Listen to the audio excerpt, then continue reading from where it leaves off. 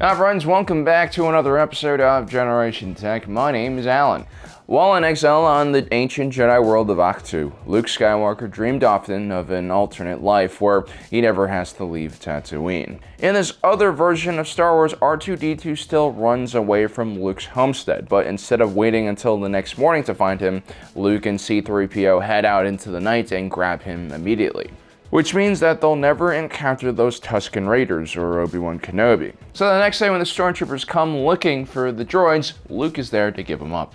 Which means Uncle Lars and Aunt Beru don't get torched to death, and Luke never leaves Tatooine, eventually marries Cammy, a local girl we see in one of the deleted scenes from the original movie. Given the importance of Luke Skywalker's actions in galactic history, I thought it'd be really interesting to take a look at what the galaxy would have looked like had he never left Tatooine. First things first, Princess Leia would have witnessed the destruction of her home planet of Alderaan, and in Luke's dream, she was executed for treason shortly after. Obi-Wan, Han, and Chewie would have never jumped to Alderaan and launched a rescue mission for her had Luke not delivered the Death Star plans to Obi-Wan in the first place. All of the rebels who gave their lives during the Battle of Scarif to secure the Death Star plans would have died in vain because those plans would have never made it to the rebel base on Yavin 4. But then again, the only reason that the Battle of Yavin 4 happened was because Tarkin was able to track the trajectory of the Millennium Falcon after it completed its daring rescue of Princess Leia. It's all connected together, and had the Battle of Yavin not happened in Luke's dream, the next worlds that would be destroyed would be Mon Cala and Chandrila.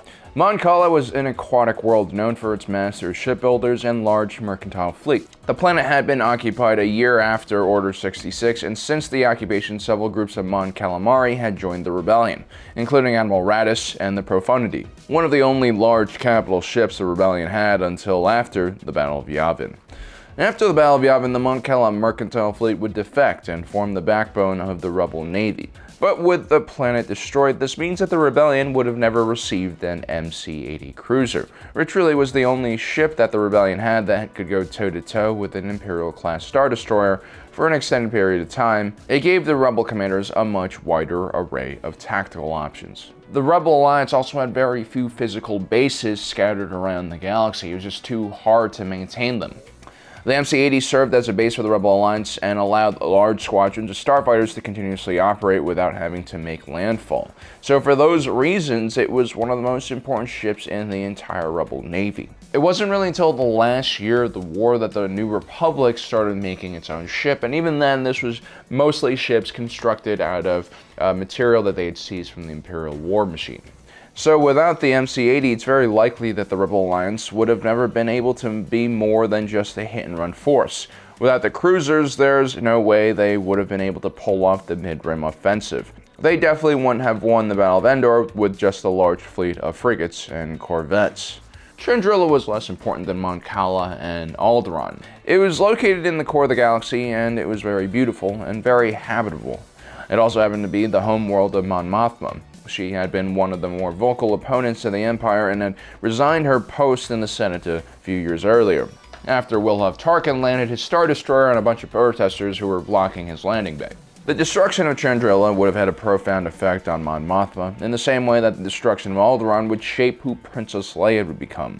But of course, without Luke in the rebellion, Leia would die, and that would be another huge blow to Mon Mothma, who counted the young princess amongst her closest confidants and friends. Whereas Luke and Leia were the face of the rebellion, Mon Mothma was the true ideological leader who made sure that the rebellion continued to survive, even during the most trying times. Mon Mothma was an extraordinary woman with immense courage and fearlessness in the defense of her ideals. It was her idea to focus on the hearts and minds of the citizens of the galaxy, rather than pursue only tactical and strategic goals against the Empire.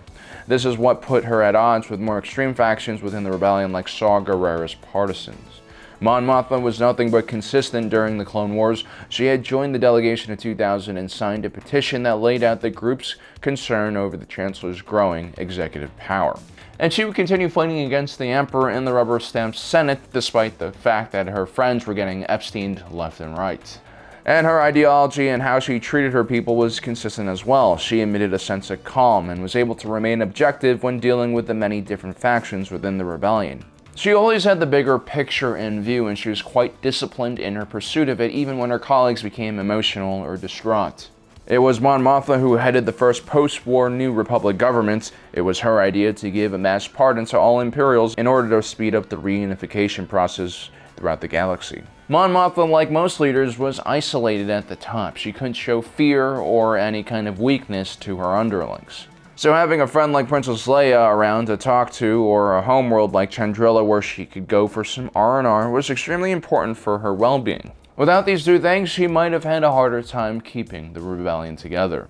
Now, the Battle of Scarif only happened because one reckless former criminal inspires a group of rebel Marines to follow her on a suicide mission. The victory at the Battle of Yavin 4 had validated the great sacrifices of those rebels who gave their lives on Scarif, but now without the Battle of Yavin 4 or the destruction of the Death Star, it would have been seen as pointless and a reckless attack that destroyed more than half of the rebel fleet.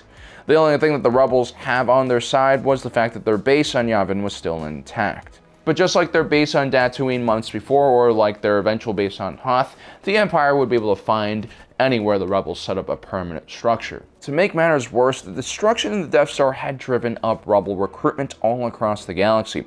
It was important that the Death Star was destroyed when it did. The Tarkin Doctrine was the Empire's main strategy at the time, and the idea behind it was, if you made the punishment for treason so extreme, then no one would ever dare to resist the Empire. We take it for granted that the Tarkin Doctrine didn't work. We claim in hindsight that it's obvious that the destruction of Alderaan would enrage the galaxy against the Empire instead of making it fear the Empire. But the reality is, while the destruction of Alderaan made some people question their loyalty to the Empire, the majority of people were still scared. The truth is, most people are what you would consider the silent majority, not very vocal, not really into activism. The trends that society takes are not always dictated by the silent majority. They are oftentimes driven by those who can make an impact, individuals who can create a message that reach a wider audience. Some might call them extremists, some might call them visionaries, but the point is they are the ones that inspire the masses into action. The destruction of the Death Star destroyed the invincible image of the Empire and encouraged many people to rise up against the Empire. Had the Death Star continued operating and destroyed Mon Cala and then Chandrila, then other planets after that, it's very possible that the Tarkin Doctrine could have started working. This wouldn't have destroyed the rebellion outright, but it definitely would have severely cut off recruitment and isolated the rebellion from the general population, which feared retribution. We're not really sure how far the Tarkin Doctrine would have went. It's very possible that the Empire would just start destroying any planet with even the smallest rebel presence, which would really limit the ability of the rebellion to find a new safe harbor. This would have made it even more difficult for Mon Mothma to hold the Alliance to restore the Republic together and probably result in many factions breaking away. Without Galen Erso's message about the Death Star's weakness reaching the rebel leaders, no one in their right minds would attempt to attack the Death Star. There would be no hope. This would mean that the height of rebel success would have probably been the liberation of Lothal just months before the Battle of Yavin. After that, everything would have gone downhill. Lothal would have most likely been taken over again, and this time Governor Tarkin would return at the head of a fleet and perhaps even the Death Star. When the Death Star was destroyed, it not only emboldened the rebellion, it also sent panic across the galaxy. It was a great loss of life, war material, and also a ridiculous amount of money, enough for the galaxy to fall into a recession. With the Death Star intact, perhaps the biggest threat left to challenge the Empire would have most likely come from within.